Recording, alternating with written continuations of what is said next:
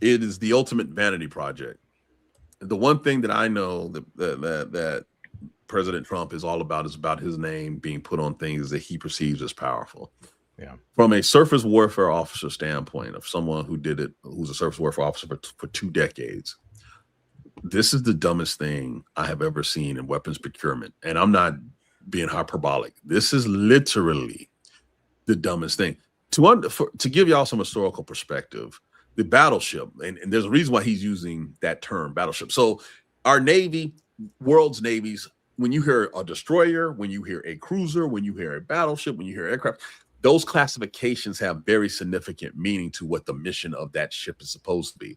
The battleship came of age in the late 1800s and saw its heyday during World War I. Mm-hmm. The second aviation came on the scene, and Hap Arnold, Air Force general, took a bomb and dropped it on a battleship to demonstrate air power. The battleship was obsolete at that point, and that happened years before World War II. But everybody liked that aesthetic. They still believed in the power of the battleship.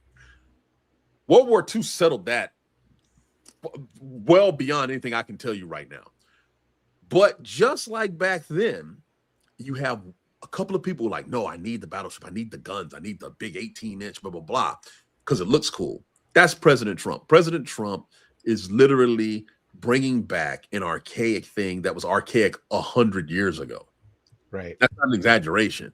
And so what we are seeing with what Ukraine and Iran in particular are doing is, when I say change the face of warfare, you do not want to have large metal things that are not maneuverable, that have to be protected in transit to be your number one maritime strategy. It makes zero sense. Makes zero sense. That's why the United States Navy, prior to this announcement, were making unmanned vessels, smaller vessels, lower radar cross section, trying to spread their area of influence. No, Trump wants to compact it all so he can sit on the bridge and give himself some medals, I guess, one day and watch these things.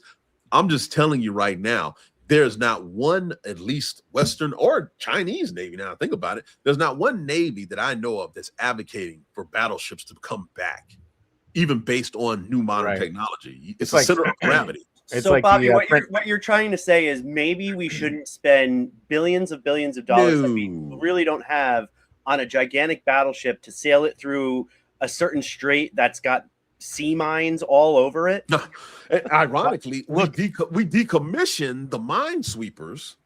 That one of these, we could have built 7 or something like that of the minesweepers for one of the costs of these battleships, but instead we want to build that, and we got to ask our allies, who we have gone out of our way to piss off, can you help us clear these mines from the Strait of Hormuz? It'd be nice if you did. It's like the French cavalry trotting into the machine gun nests of World War I. Yes, right?